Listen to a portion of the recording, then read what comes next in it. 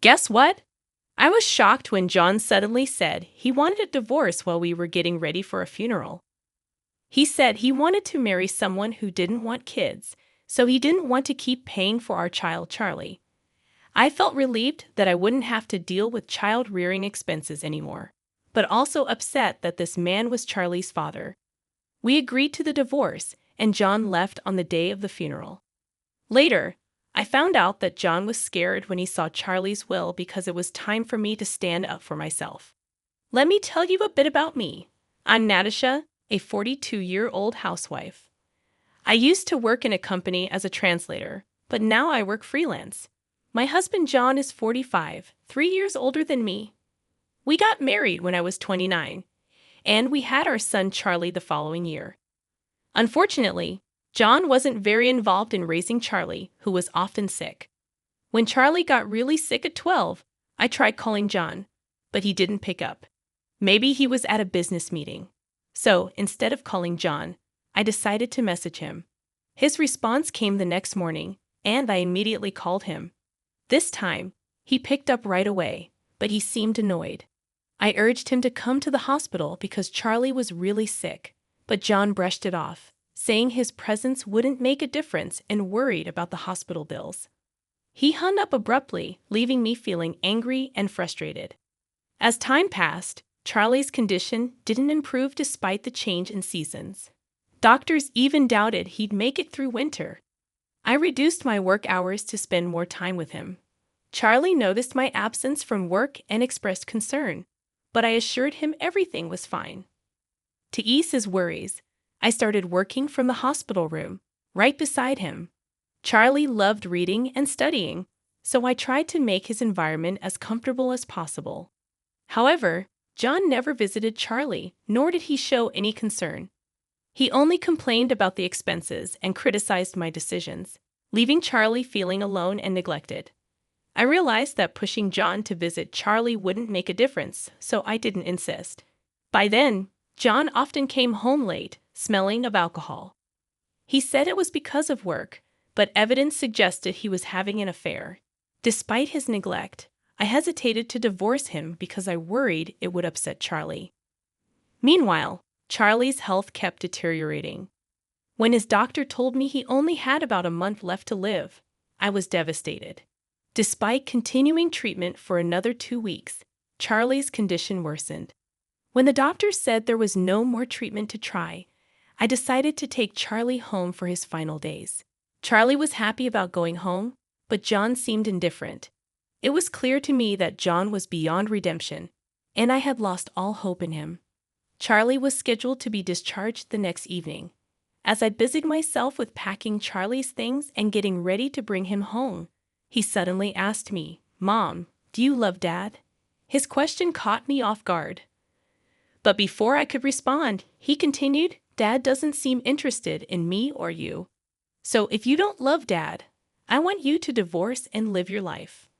I could tell Charlie had picked up on the tension between John and me. But as a parent, I couldn't let him worry about our problems. So I quickly reassured him with a smile, telling him that I loved his dad and that he cared about us too, even though he was busy. Charlie didn't seem entirely convinced, but he dropped the subject and fell asleep. 2 days later, he passed away at home. John never showed up, but I stayed by Charlie's side, holding his hand and grieving.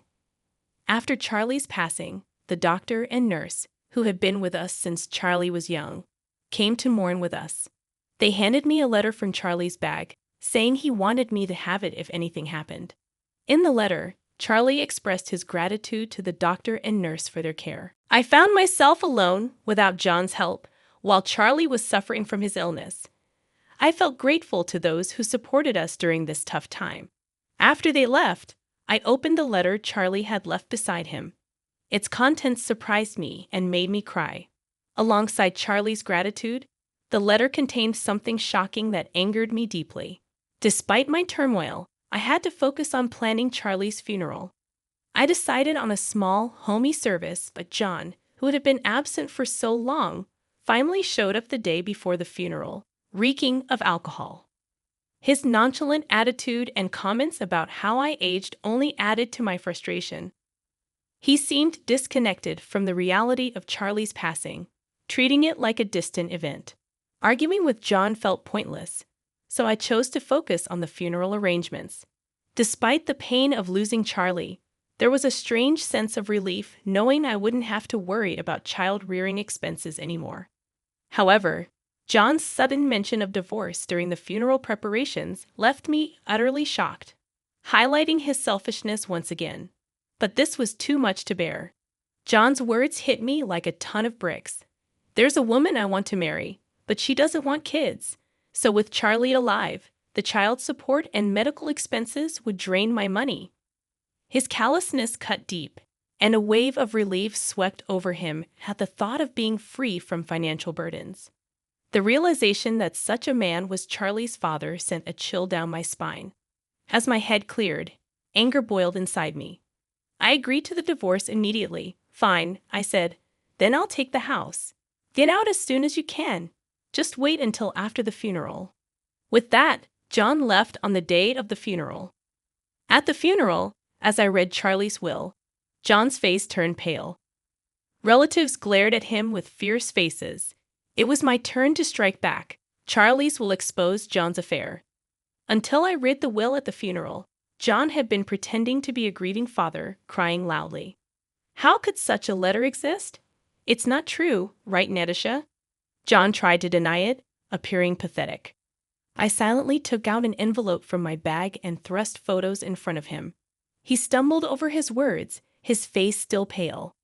I smiled sweetly and asked the relatives to pass around a few photos I had. Whispers of disgust and small cries of shock arose from all around. Despicable. Not visiting his frail son, but with this woman in such a scandalous manner. The glares at John intensified, and he slumped down in his seat. I then presented John with the divorce papers. He looked up at me in shock, his voice cracking as if he was about to cry. You didn't pay attention to me because you were always nursing him. It was just a fling. Forgive me. I don't want a divorce, John pleaded. Not paying attention. You're not a child. I repeatedly asked you to help me nurse him, but you always ran away, claiming work as an excuse. As soon as John said that nursing was dirty, he disappeared from my view. When I looked down, he was crawling on the floor, with my father-in-law standing over him, breathing heavily. You.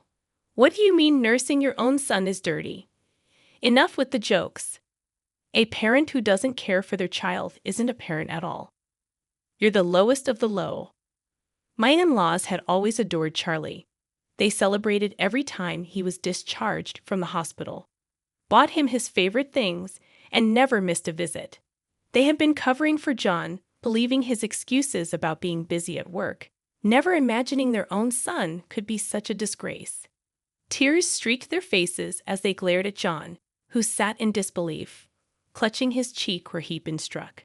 Natasha, I'm so sorry. We had no idea. If we knew he was such a man, we would have encouraged you to divorce him sooner. We are truly sorry. My in-laws began to bow deeply, but I hurried to lift them up. It wasn't their fault.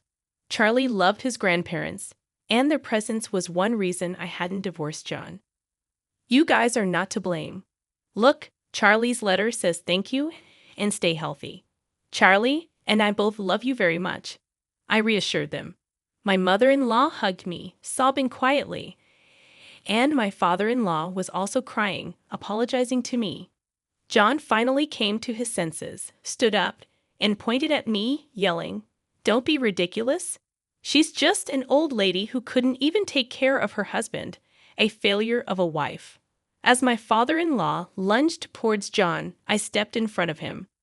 John looked at me with a fearful yet defiant glare. What, you got something to say? Not really. This is reality. No one here is on your side.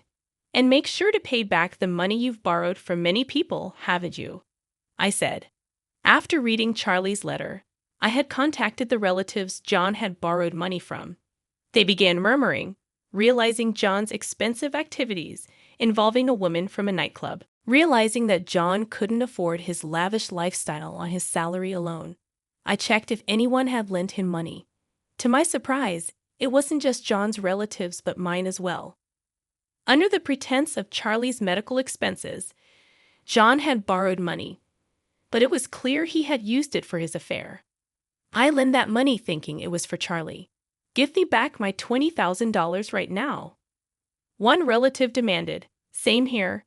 I want my $40,000 back, another exclaimed. This sparked a cascade of demands from various relatives for the money John had borrowed. John's face turned paler with each claim, and he turned to me, weakly smiling. Natasha, we're a couple, right? You'll help me, won't you? I couldn't believe what I was hearing. Are you serious?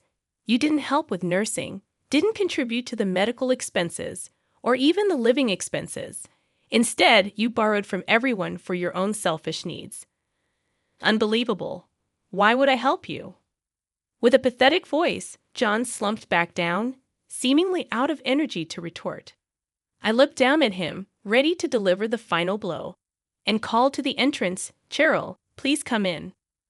John's face turned into sheer panic as he stared at the entrance. Cheryl, the woman from the photos, walked towards me hesitantly. She looked plain, with light makeup, a stark contrast to the woman in the photos. I invited her on Charlie's last day. She was with you, right? I thought it would be a nice gesture if Cheryl could attend the funeral. But when she arrived, I didn't mince words. I'm sorry about this. Save it. No need for such superficial words, I told her firmly. Cheryl's face turned as pale as John's as I handed her some documents. I called you here today to sign these. Please read them carefully and sign. $100,000? I can't pay that. It's impossible, Cheryl exclaimed. It's not for you to decide whether you can pay or not. I replied sternly, refusing to let her off easily. John, trembling, stood between Cheryl and me, pleading for forgiveness on her behalf. It's my fault, so please forgive Cheryl. Demanding $100,000 from her is just too cruel, he said. Why should I?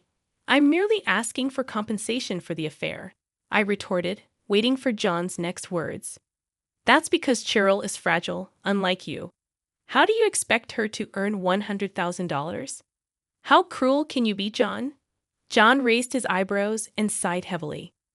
Cheryl clung to John's back, and they seemed lost in each other.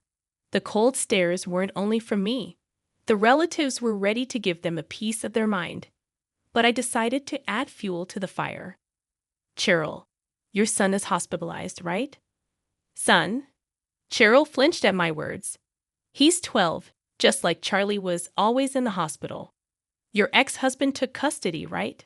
Tough with all the hospital and treatment costs, not to mention the bed fees. You must be getting quite a demand for child support, aren't you? How? How do you know that?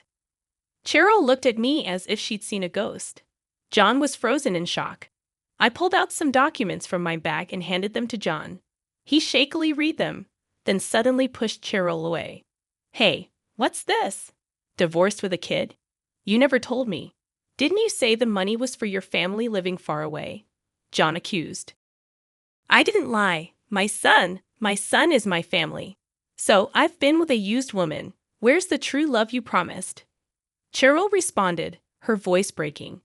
After Cheryl threw her shoe at John and he lunged at her, they started brawling like children. Fortunately, a security guard intervened. I approached the disheveled pair with a smile. John, please sign the divorce papers and arrange for the alimony. Cheryl, I won't reduce your compensation by a single cent. And your ex-husband said something about your affairs being a sickness that can't be cured. Seems like you have a few partners, so with that kind of leeway, expect enforced payments for the child support, treatment costs, and alimony. That's impossible. John hung his head, speechless, and Cheryl was led away by security, her shoulders slumped in defeat. I apologized to each relative for the disturbance, and they comforted me, bringing me to tears. After that, my divorce from John was finalized, and we also agreed on the amount of alimony he had to pay, just as I had requested. This incident infuriated his parents tremendously. Moreover, the extended family was outraged to discover they had been deceived too, giving him the cold shoulder. Of course, he was asked to return the money he embezzled, and it seems like he borrowed it from some shady sources. To repay the debt, he's been working multiple jobs, but the repayment is so huge that he's rumored to have nothing left for living expenses. Eventually, unable to keep up with the ballooning interest, last month he was taken away by some intimidating guys. His parents don't even intend to file a missing person report. So while I hope he's safe, I can't help but wish he suffers unimaginable pain. As for Cheryl, all the men she dated found out about her affairs and the child she had, cutting off all financial support. At 30, she's considered old for her line of work, struggling to attract clients, and eventually had to turn to her parents. She paid the alimony in one lump sum.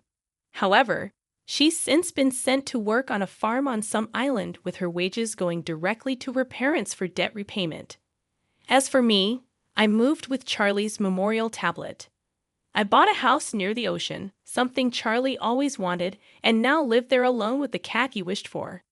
I look forward to the times when my in-laws visit, and we reminisce about Charlie. Another letter from Charlie arrived for me. In it, he wrote in slightly blurred script about his gratitude, apologies for leaving for heaven first, and his wish to be my child again in another life. The letter ended with, "Mom, stay true to yourself, stay healthy, and live a long life," inspiring me to live my life for Charlie. Despite the sadness of not seeing my beloved child grow up, I'm living each day to the fullest.